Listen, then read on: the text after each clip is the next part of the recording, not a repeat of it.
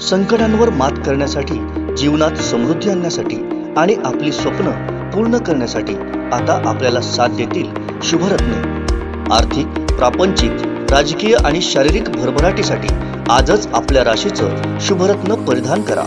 5 पिढ्यांपासून विश्वासाची परंपरा। शुभरत्न केंद्र AH मोतीवाला, नेहरू चौक, Maharashtra बँकेसमोर, Nipani. Mobile 09448 14 24 21। Bogus बियाणे कंपन्यांवरती कारवाईची मागणी शेतकरी नेते रविकांत तुपकर यांनी केली। पाहूयात। धाडी टाकणं हे कृषी विभागाच्या अधिकाऱ्यांचं काम आहे। त्याच्यासाठी स्पेशल अधिकाऱ्यांची नियुक्ती केलेली असते।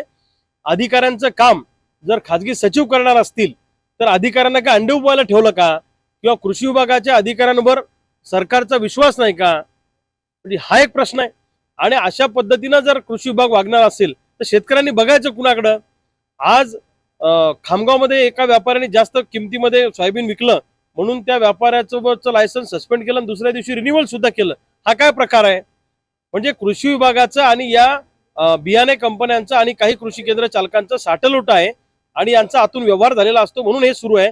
असं करणं म्हणजे शेतकऱ्याच्या टाळूवरचं लोणी खाण्याचा हा प्रकार आहे, लक्षात ठेवा। इथून पुढे हे प्रकार खपून घेतला जाणार नाही। ताबडतोब बोगस बियाणे विकणाऱ्या कंपन्यांवर कारवाई करा। कृषी केंद्र जे कोणी जास्त किमतीत विकणार असतील, खताचं लिंकिंग करणार असतील त्यांच्यावर कारवाई करा, अन्यथा 16 जूनला सरकारला त्याचे परिणाम भोगावे लागतील। म्हणजे कधी कधी काय होतं की रेडचा भाग दाखवला जातो आणि त्यांच्याकडून जास्त पैसे उकळले जातात, असं पण होतं। रेड खरोखर म्हणजे या रेड टाकणं खरोखर कारवाईसाठी आहे का हप्ता वाढून घेण्यासाठी आहे, याचं स्पष्टीकरण कृषी विभागाने दिलं पाहिजे। पण हे त्यांचं काम नाही हो, हे काम कृषी विभागाच्या वरिष्ठ अधिकाऱ्यांचं काम आहे, लक्षात ठेवा। त्यांच्याकडून हे काम यंत्रणेने करून घेतलं पाहिजे असं आमचं मत आहे। आणि एवढा भ्रष्टाचार, एवढा बोगसपणा चालू आहे सध्या महाराष्ट्रामध्ये, विशेषतः बुलढाणा जिल्ह्यामध्ये, परंतु कृषी विभागाचं अक्षम्य दुर्लक्ष आहे। कृषी मंत्री साहेबांना मी परवा बोललो, अकोल्यात आमची भेट झाली तेव्हा, की तातडीने याच्यावर कारवाई करा आणि जे बोगस बियाणे कंपन्या आहेत किंवा जे कृषी केंद्र चालक जादा दरानं बियाणे विक्री करतायत, मार्केटमधला माल आणायचा आणि पोतडीत भरून तो त्यांच्या ब्रँडने विकायचा, हा उद्योग सुरू आहे ना। स्वस्त दरामध्ये माल घ्यायचा, एका पोतडीत भरायचा, त्याला लेबल लावायचं आणि तो दुप्पट किमतीमध्ये विकायचा। कृषी विभाग कारवाई करणार आहे का नाही, शेतकऱ्यांनी कुणाकडे बघायचं। पण लक्षात ठेवा, शेतकऱ्यांच्या जीवाशी आणि भावनेशी जर खेळाल तर लोक तुम्हाला भर चौकात गचंड्या धरून मारतील, हे अधिकाऱ्यांनी लक्षात ठेवा।